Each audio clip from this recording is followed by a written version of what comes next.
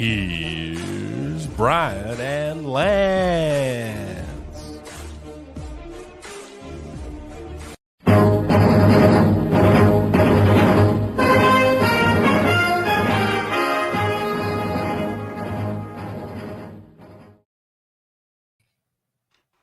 Chopsticks.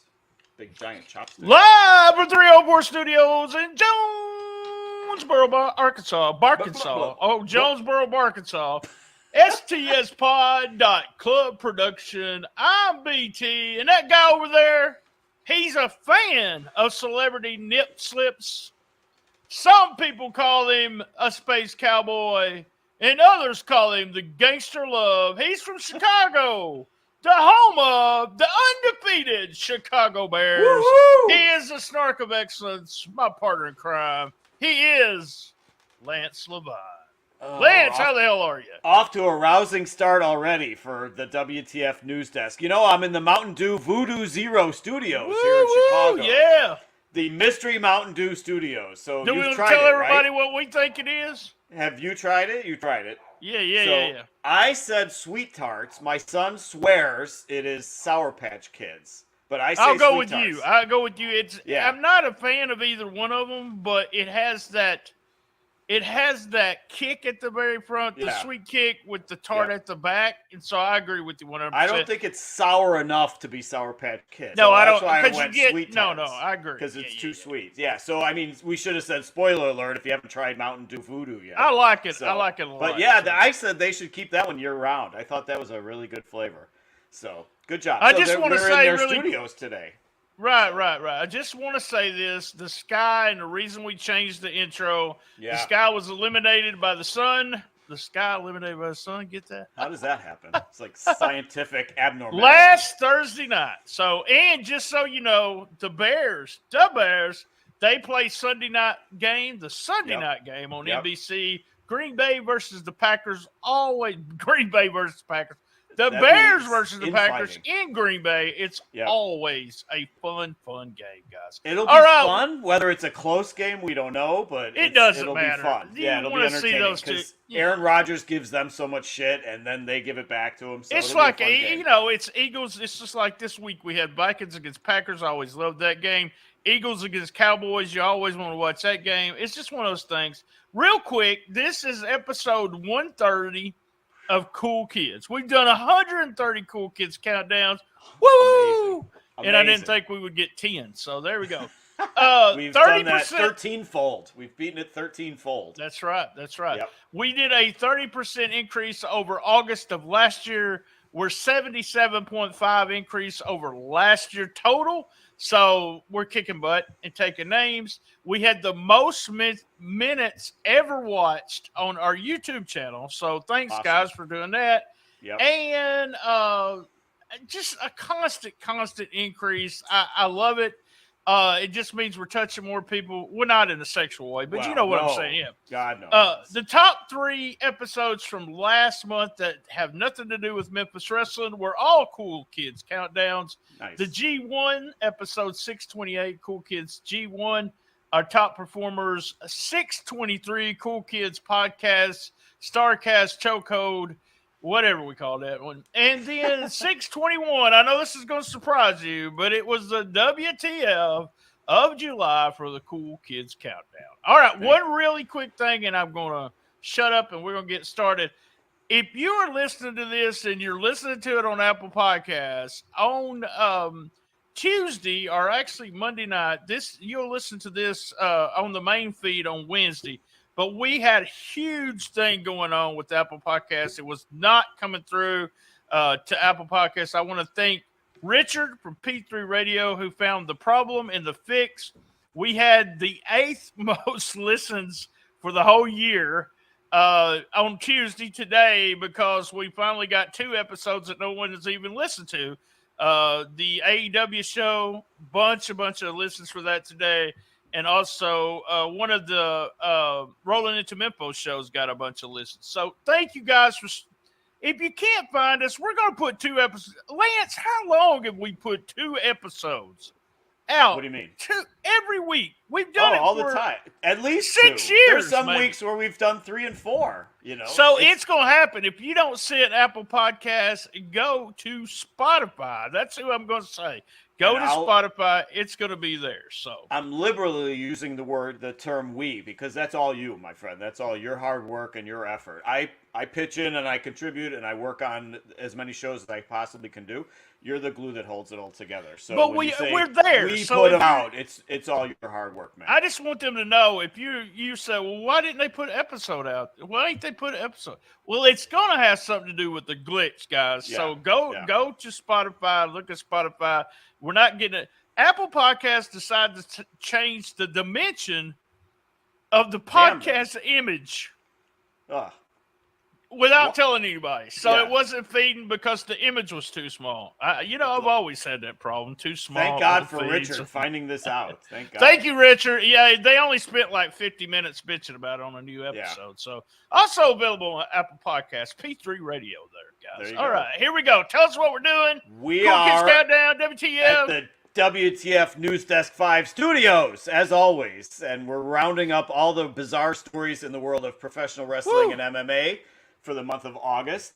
So we are starting with the stipulation match at number 10. That's where we always do. And we have a special spotlight this month. We're spotlighting Joey Janela, of all people, out of left field. Wow. Joey Janela and DDT, of course.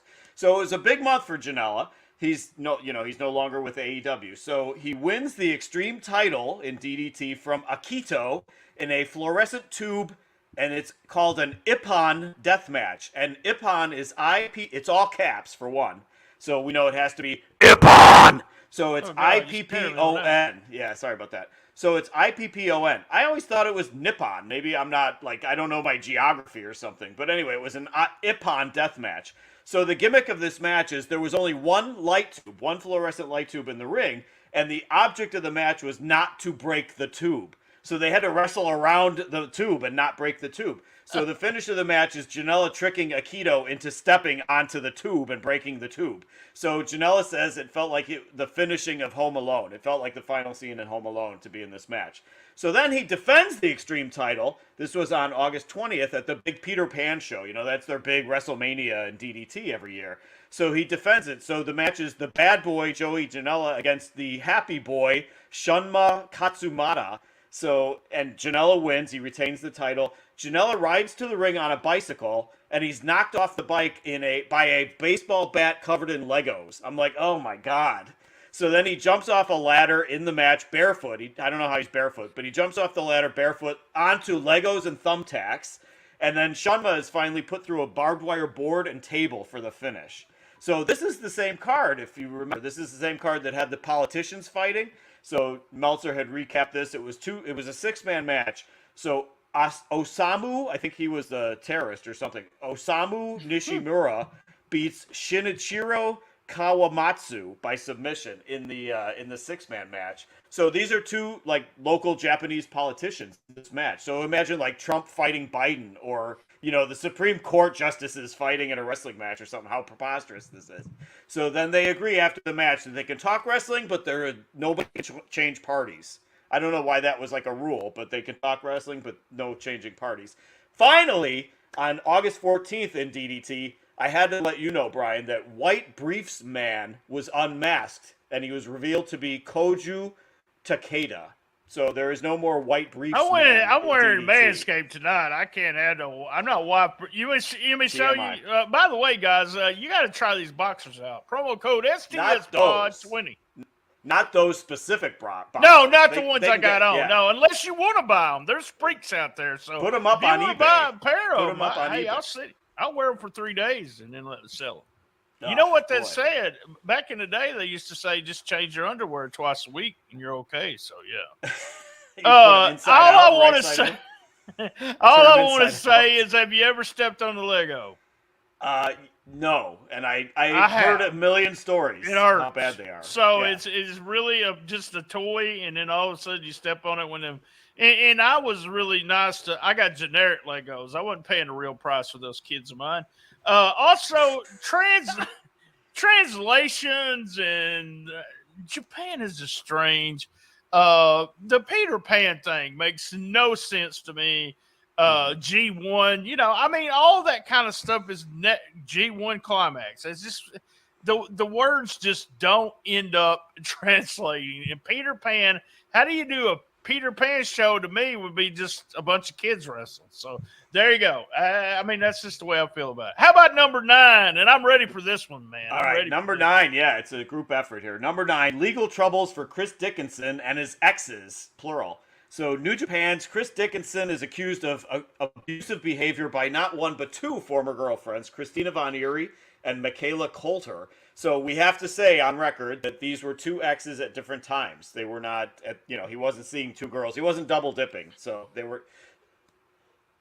Jeez. Well, bless you. That we have a blooper I think that's the first time that's ever happened. Hell, I ain't gonna cut that out. I have to cut that out of the main. What's your timestamp? Not off of Patreon, but 10:56. Oh my goodness, Let me write that down. Yeah, there you go. So anyway, he's accused of abusive behavior by these 2 different women, Christina Von Eerie, who is a wrestler of some note, and Michaela Coulter. I'm not sure who she is, but anyway, 2 exes at 2 different times. But they both claim verbal, mental, physical abuse by Dickinson. Dickinson, of course, denies it. He countersues in New Jersey, saying that it's untrue. This has caused him irreparable reputation damage. He's lost bookings with New Japan and with GCW. So Von Eerie also attributes the following statements to Dickinson, which he also denies, and our own Brian Tremello is going to read the dramatic read of the accusations of what was said by Chris Dickinson by Christina Von Eerie. So here we go. Throwing it to These are A, B, C, D, and E. A, yes. Women's wrestling is trash. That's what Chris said. Yep. He also said, B, you're all a bunch of whores. Whores! C, I can't believe you're getting paid that much. It makes me sick. You don't deserve that. Man. Harsh. You're a shit stain on the wrestling business. A shit stain. I hate Christina Von Eerie. And I wish she didn't exist. Man, Chris. Man. Hardcore. So all we have to say here is good luck to all the parties involved. We wish that justice prevails in this case, and either Chris gets his reputation back or the girls get paid, for Not sure he will if those are text messages. So there you go. So thank you for the dramatic read, Brian. Yes, no, you're a bunch of whores. You're a bunch of whores. You're a shit stain on the podcasting business. All right. I admit it, yeah. At number 8, we have Chase and Rance will never learn. He returns. He is back. We haven't talked Chase and Rance in a while. So August 25th, wrestling photographer Harry Aaron. Harry Aaron, Home Run King? Am I thinking of the wrong guy? Aaron. No, Harry Aaron. They was the Cubs announcer, right? What was his name? Yeah. I think he was the Home Run King. I could be wrong. But anyway, 8:25, wrestling photographer Harry Aaron reports that Chase and Rance has not only returned to the Team Vision dojo in Orlando, but he has made himself tag team champion with Bella, who happens to be a 16-year-old trainee. So we've had the stories before about Chase and Rance and the underage girls and getting in trouble and stuff. So now he is tag team champions with this young lady, Bella, who is all of 16 years old. So my question, do parents just assume when they send kids to the wrestling training that everything's all on the up and up? Do they not investigate? Do they not look into where their kids are going? Or do they just not know any better? It doesn't make any sense. And one part is probably what you just said. I mean, I hate to admit this. I don't want to make anyone jealous, and I don't want Lance's ego and my ego to get any bigger. But we actually were good parents, okay? If we were sending our kids to something like that, we took time to actually investigate the organization and see if they had anything reported against them. I wasn't going to send them to the Boy Scouts if somebody was diddling the Boy Scouts. We wouldn't send them to the wrestling school at that young of age if the guy that is one of the teachers is a pedophile. Okay, whatever. Y'all going to say, oh, you can't say that. Fuck, I can. He's been arrested for it. He is a child molester. That's what he is. What do they call it? I'm trying to come up with the right name so I do it correctly. There's fire. Where there's smoke, there's fire. Come on. He's on there. He's not even supposed to be near kids. I don't know what the hell's going on. That one girl never resurfaced. That one girl, Samantha Fiddler. We talked about her on WTF a couple years ago. That was the girl him and Teddy Hart were involved with. She never came back. She's been missing for years. Yeah, and this if you will look deep into this, what bothers me the most is there's a lot of WWE guys that go train there. Since this is in Florida, and you'll see a lot of WWE guys actually being with this guy. So he's a piece of trash. Yep. I don't care. So many people have said this about this guy, and then he has that 16-year-old. Just makes me sick. Makes me sick. Yeah. So, all right, at number 7, we'll lighten the mood here. Daniel Garcia's got some bad news. We're paraphrasing Wade Barrett there. That was my Wade Barrett. He was married to The Rock, wasn't he? To The Rock, yeah. Danny Garcia was married to The Rock. Little known fact. I found that in a 4 a.m. essay the other day. So, a female AEW fan pays Daniel Garcia. He's having a big month. So, a female AEW fan pays him to do a cameo to tell her husband that she is divorcing him. So... So he says on the tape, which is all over the internet, obviously, don't talk to her. She's sick of you. Don't text her. Just leave her the hell alone. So I'm thinking, big month for Danny Garcia. He won the title, in Buffalo in his hometown. He's getting the big push now with the whole, who's he going to side with? Is it going to be Danielson or Jericho? So I still say a small side of me says this is wrestling. So is this divorce cameo a work? Like the media scrum was a work. And the Montreal Screwjob was everything's a work. a work. Yeah, everything's a work. Like Josh, I learned that from Josh on P3 Radio. Shout out to Josh, that everything's a work. So is the Daniel Garcia cameo real, or was it a okay? So I'm going to say something here. So Daniel Garcia is actually doing a cameo and acting like he's bad, guys. He looked like the. Let me say this. I'm going to say it just like I used to say about Titty Boy. Zack Sabres Jr. Daniel Garcia looks like the kid across the street, and he's not gonna make anyone scared to not deal with this girl that does a divorce. Hey, I'm sorry, I take the money too. So if anyone wants me to do a cameo or a video message, you can PayPal me or Lance. We will tell your husband to leave. I don't care. I'll tell your wife to leave. We'll tell him a happy birthday, happy anniversary, whatever. We'll do bar mitzvahs, we'll do quinceañeras, we'll do them all. Well, you can do it. You're a Jew, so you can do that. So. But I'm not cheap, so I've defied the right, that's true. No, I didn't say you were a cheap Jew. I just said he was a Jew. Wait, we're not on Patreon. You can't say that. So, all right, before we get canceled, we'll move on to number 6. Our crime blotter. Our crime blotter is out of control this month. So it's a big month for murders. That's all I got to say. It's a big month for murders. So we have Leandro Lo. We have Salvador Garcia. We have Raul Santillan. We have Patrick Clark, the Velveteen Dream. And we have AJ Ferrari in our crime blotter this month. So big month for murder. So Leandro Lo was a big deal Brazilian Jiu-Jitsu guy. Had won all kinds of titles and medals and stuff in different competitions. He's shot dead in Sao Paulo, Brazil. An off-duty cop gets into a fight with Lowe at a concert. Drinks are thrown, drinks are spilled, and this off-duty cop basically just pulls out a gun. Witnesses confirm that he shoots the guy right in the head and kills him at 2 a.m. on August 7th. So Officer Henrique Veloso is now charged with that murder. So a Brazilian Jiu-Jitsu guy murdered. Then, in Mexico, the series of murders in Mexico, Salvador Garcia, who wrestled as Lepra, which I'm thinking that was like leper. Is that like a character? That would be yeah. It was a leopard. Yeah. So anyway, or maybe leopard. I don't know. But anyway, he wrestled as Lepra. He also, this was like some MacGyver shit. He also worked for the government in Mexico. So he gets into his car after the August 20th show in Irapuato, and he's kidnapped. He's pulled out of his car, kidnapped by masked men, and later found on August 25th dismembered with a symbol left on the scene to notify who committed the murder, So a couple days later, another guy, Raul Salazar Santillan, has also wrestled on the same show. He wrestled as Marimoto, which I think was an Iron Chef, if I'm not mistaken. Another really weird character for wrestling. But anyway, so he wrestled as Marimoto. I sound like you. He's also kidnapped on August 23rd. No, it sounds like you.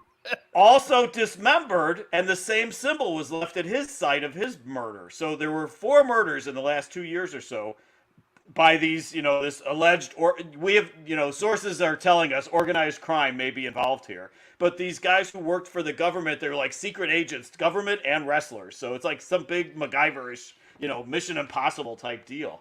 So finally, away from the murders, we have Velveteen Dream, Patrick Clark, arrested on August 20th for battery. You and have to say his trespassing. real name. Is that the reason you have to do that? Is because that's the way Dave Meltzer Well, does I mean, it? Yeah. people may not know who Patrick Clark is, but they'll know. They Velveteen don't. Dream. They should just call him Velveteen Dream then. Why Right, you have to say VD. Patrick Clark? So he's arrested on August 20th for battery and trespassing, pleads not guilty. Arrested a week later, August 26th, for this time possession of drug paraphernalia in Orlando. So this guy, it's similar to the Joey Ryan story in the sense that once he was dropped, nobody has touched this guy. He has never resurfaced for any other promotion or anything. He was dropped in 2021 by WWE after the grooming allegations, and he's never resurfaced. And then our last story. Hold on. You Okay. have something else on Velveteen Dream you didn't. He has been accused of by but that was EC3. By EC3 September. that he was that September? I'm Yeah, sorry. we have that coming up. Okay, all right. We'll Yep. talk about that next month then. That's called a tease in the business. That's called a tease. Yeah, there you go. So, and then not like Brian, that's a whole nother tease. That's a whole other thing for Brian. But anyway, final crime blotter story is WWE prospect AJ Ferrari. Now, that's the guy's real name. I mean, if he ever does get into wrestling, he won't have to change a name because AJ Ferrari is made for wrestling. He is arrested on August 3rd for sexual battery in Oklahoma. So this guy is 21 years old. He's already had multiple sex allegations against him. He wrecked his car in January, got seriously injured there, and was thrown off the Oklahoma State wrestling team. So there's no way, with all the baggage this guy brings, there cannot be enough upside with this guy to actually go to WWE. How did they get through the WWE signing thing if he got signed for WWE? He's in that NIL thing where the college athletes can just sign but like still, temporary why would deals. you want him? Yeah, exactly. With all the baggage this guy has. So our crime blotter just overflowing, especially with the murders, the crazy murders this month. I just kept shaking my head, and then Meltzer had another one the next week, and I was like, "There's something, just crazy." Yep. And somebody, you got a gun? You're in a bar? You just asked for it. Off-duty cop. Yeah, they get in a after- fight. He kills the guy, shoots the guy dead at 2 a.m. All right, guys, if you're listening to it on the main feed, we're going to take a quick commercial break. Manscaped, that's right. Promo code STSPOD20. And if you're on Patreon, give us. There they are right there. He took them off as we were talking to you. If you can't see the video. I'm like Harry Houdini. I managed to take my underpants off. Edit that out, too. All right. Commercial break. That and the sneeze. All right, back from commercial, and Lance is jealous as hell because I'm wearing this fancy shirt. So if you're able to see my fancy shirt on the video, you're watching the video. He's been jealous since we started. Quick. I thought you had a tablecloth on. We have a big weekend coming up on Friday night, Saturday night, and Sunday. Friday night in the home of P3 Radio, Jackson, Tennessee, at the fair. Memphis Wrestling free with fair admission. It's the West Tennessee State Fair. On Saturday night, American Hostile Championship Wrestling in Wardell, Missouri at the North Pim High School. American Hostile Championship Wrestling title match. We have Problem Child Aaron Roberts against Big Jack Parker. And also the tag team title zone. The LA Hustlers against the New Sensations. Mark Southern Jr. and Astonishing Austin. And also on Sunday, Memphis Wrestling. It will be doing TV tapings with AEW star Tony Nese will be there at Memphis Wrestling, and Tony Nese is also doing one of those seminars afterwards. If you're a local guy, he can tell you how he got signed with AEW and WWE, and I think all those little seminars that they do for like $50. I think this one's $50. Guys, man, it will do. That's how Dustin got where he got, and all of these other local guys, they went to seminars. Isn't so, that all guy right, the premier athlete? The premier athlete. That's right. He's a premier athlete. That's right. 5, 4, 3, 2, 1. Lance, do you have any shout-outs before we hit the smut? I wanted to shout out 2 very special listeners that have always supported us, and I feel like we don't say this enough, but I wanted to say thank you to Braino Lasto and to Ed Bogus for years of support. And I just want to take a minute to thank both of those guys. There's many others that listen all the time and that are always very supportive.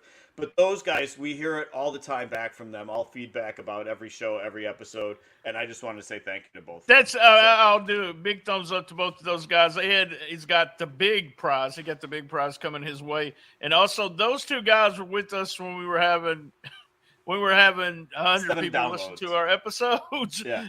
or less. And they were there. They were there, Been at there the from start. the start. They've stuck Yep. around with us, so we do appreciate it. And like I said, it's not meant as a slight to anybody else, but I know those guys, we always get positive support from those guys, and just much thanks to both of them. We had such a hardcore listeners. We didn't have a lot of listeners. We had a hardcore list, but Ed won every time. So Ed could win a prize every time. It took him a couple of years to come back, but he won again. All right, do 5, 4, 3, 2, 1. 5 is smut time, so social media uproar time. It is not pornography. We've been threatened of cancellation because it's not pornography. It's just social media uproar time. It's just a clever acronym. That's what I got to say. So it's all the battles on social media. So we have Jim Cornette versus Moxley. We have Eddie Kingston versus Disco Inferno. We have the lovely Kat Dennings is on here. Shotzi Blackheart. I don't know if she's back to being Blackheart again. And Jade Cargill, our breakout star of last year, if I recall correctly. Oh, Jade yeah. Cargill. 38-0, I believe she is right now. So, all right, we're starting with Jim Cornette. On August 15th, Cornette gets into it with Moxley on social media. Cornette says, glad to see Plumber Moxley representing AEW with such class.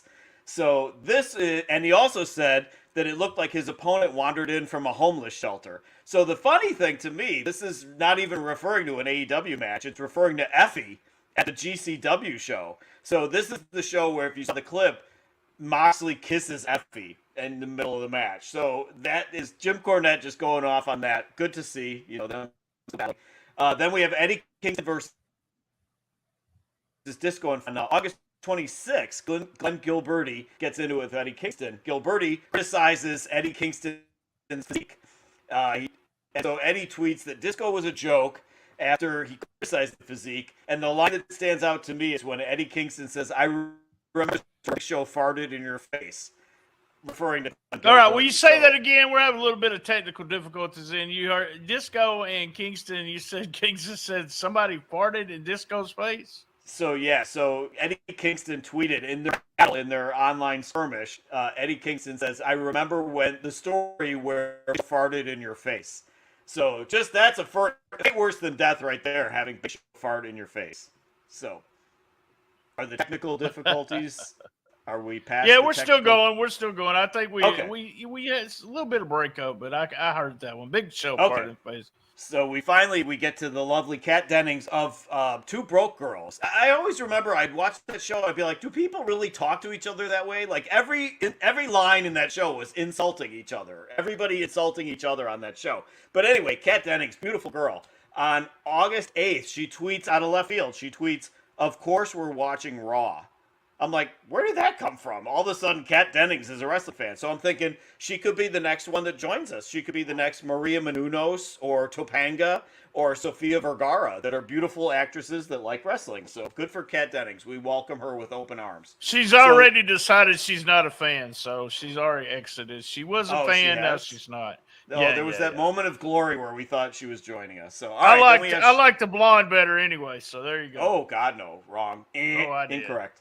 So Shotzi Blackheart deletes her Twitter again. So Shotzi, I don't know how many times she's going to be able to delete her Twitter, but she accuses Liv Morgan of getting fired from back when they were Riot Squad.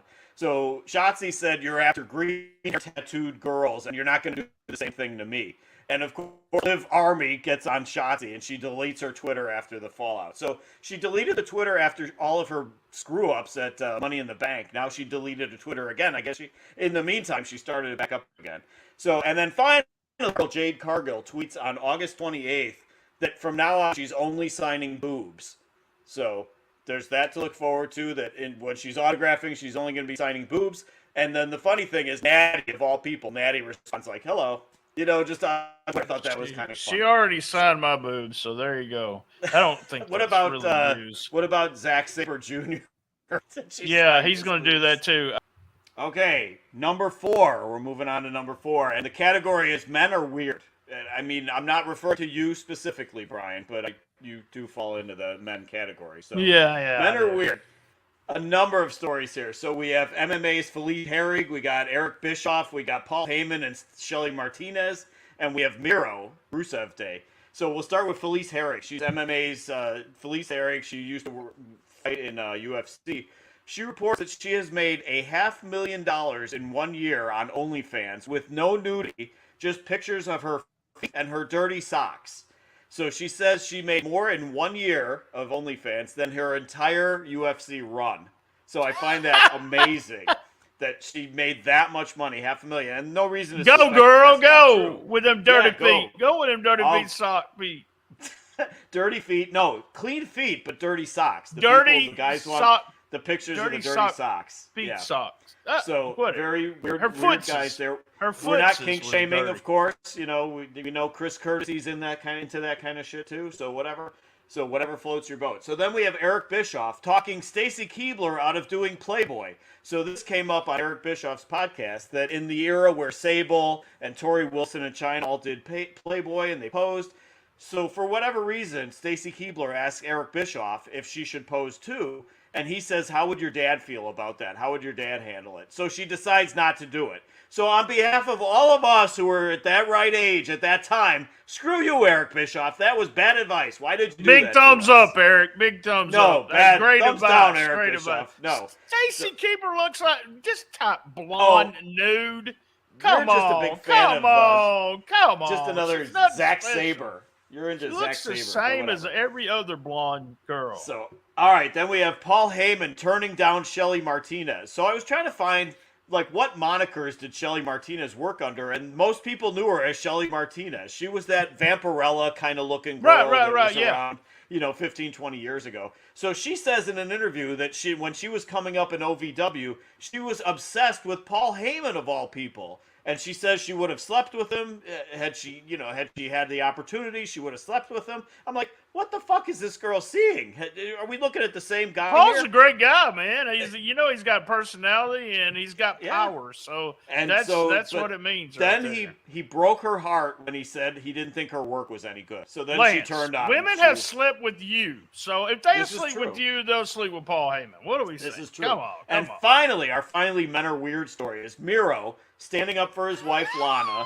Miro says that Lana is better than 95% of the AEW I women's agree locker with you, room. Miro. Yeah, So AEW sucks. The women suck. AEW's locker room, 95%. She's better than 90. I This agree. has to be some kind of fucking weird ass Bulgarian math because I did the math. So a website, Cage Eyed Seats, said that she was okay-ish. Said that Lana was okay-ish, and that was the comment that Miro took issue to. So I did the math. I know you're not the math guy. I'm the math guy between us. 26 girls on the AEW women's locker room. And there's 26 maybe one girls. good one. So there we I'm go. gonna say that Lana is better than Rebel. I'll give you Rebel. That's the only one. Out of Please the don't 26 go I'm through gonna all give you. 26. No, I don't have the whole list. So, but I did the math. That means if she's only better than Rebel, and even that's a debatable point, she's only better than 3.8% of the AEW women's locker room. So that's what I'm going to say. So Miro, bad math on your part, my friend. Although I like Rusev Day. So men are weird. No, the Men are weird at AEW number girls 4. are horrible. So Are you all kidding right, me? go ahead. You think Lana's better than Sheeta and Serena Deeb? yes, And even Jade. Lana is better than Serena Sheeta's Deeb. 10 times better than Sheeta. Sheeta's horrible. She's like a little kid running out there. Oh, you're crazy. Oh, I can't All right. stand her.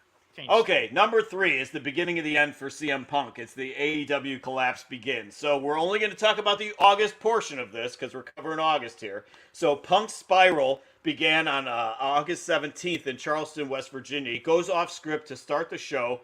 He says he's issuing a challenge for Paige for a rematch. He says it's a person from these parts, and they were in West Virginia, so everybody knew he was talking about Adam Page. Hangman, affectionately known as Hangman. So the announcers didn't know what was going on. Paige was in the back, didn't know what was going on. So he says, this isn't cowboy shit, this is coward shit.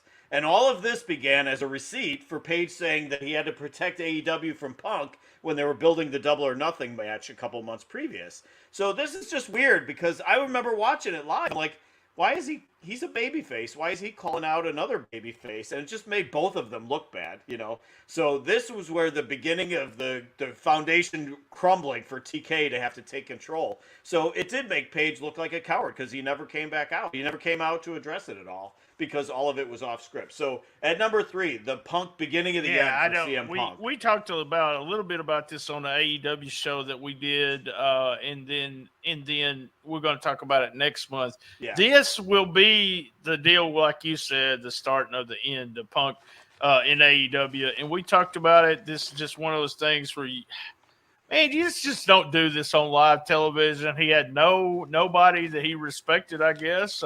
He could just do whatever he wanted to do, and it looks like it may be bad for him. So, you know, you've got to be a team player. Professional wrestling is all about, believe it or not, being a team player. It goes down to the fundamentals of protecting the person you're wrestling, protecting the person that you're in the ring with, and going and not – when you say go off script, this just shows you the ego that we have with – I'm a huge CM Punk fan as a wrestler, but I don't know how long I could – me and him has a lot of similar interests. But I don't know if I could stay around him very long if all this other stuff is true about him. So, all right, we'll stop it there, and then we'll talk about all the other stuff in September. We'll have a high-ranking story in the September WTF news. Will probably very much CM so, Punk. yes. So, and we only have a few more weeks to go. So, all right, number 2, we have Joel Bauman's post-fight rant. So, MMA fighter Joel Bauman. So that's Bauman, because you're going to want to look up this clip.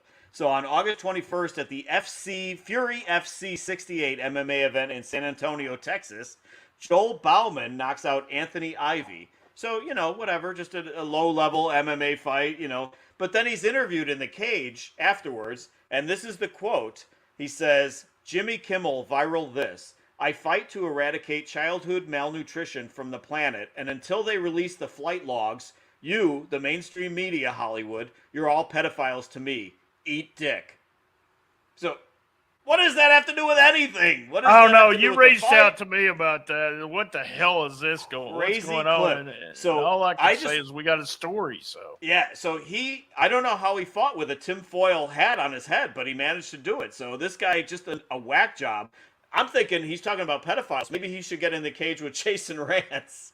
Well, the thing about it is, stuff like this, if we didn't have the internet, we would have never heard about it. Yeah. But as soon as it's some low level, like you said, MMA, and he said Jimmy Kimmel, boom, a pedophile's Hollywood, then it's all over the place. So Eat dick. So eat dick. The funny thing is, you have to look at the clip. So again, it's Joel Bauman, Bauman.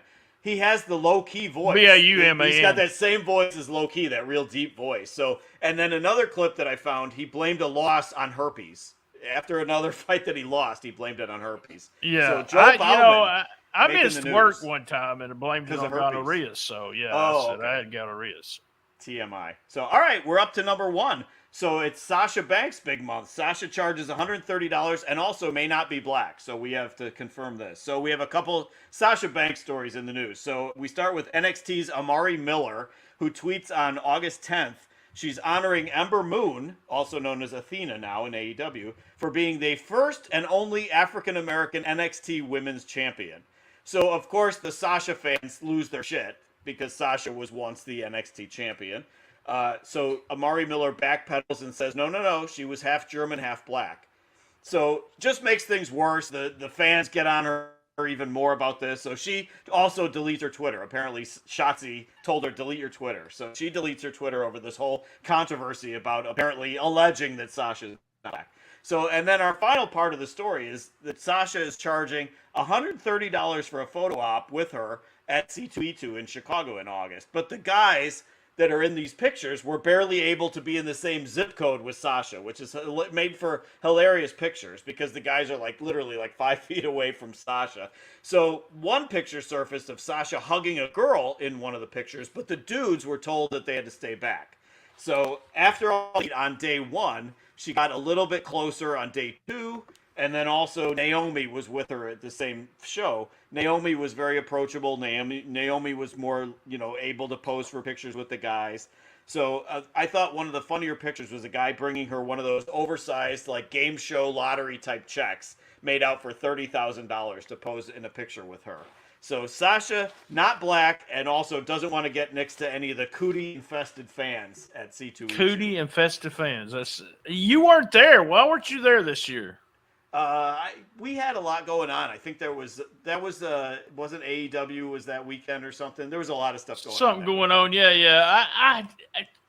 Man, I've seen all kinds of stars from that convention and another convention. Not wrestlers, but people that play, Star Wars and everything. And they're holding the fans. They're Sasha Banks. That just made me not like her even more. Yeah. I mean, I know they're wrestling fans, but come on, guys. Well, it's funny because, like I said, she was with Naomi, and Naomi got a lot of applause because she was posing with the fans and stuff. So I think, to your point, and I am a big Sasha fan, but to your point, Naomi was a lot more of a real person on this thing than Sasha was. I think so too, and I've seen photos from this past weekend. Another con that you can't really see. It's got to do with something with her, not COVID or anything like that, because everybody, all the stars have come out where they're taking pictures without masks and right with the fans. So come on, give it up. I know some of the guys are creepy, and we all know that. But some of the guys are going to be creepy with everybody. So yeah. My fans are creepy. Hell. Well, that's true.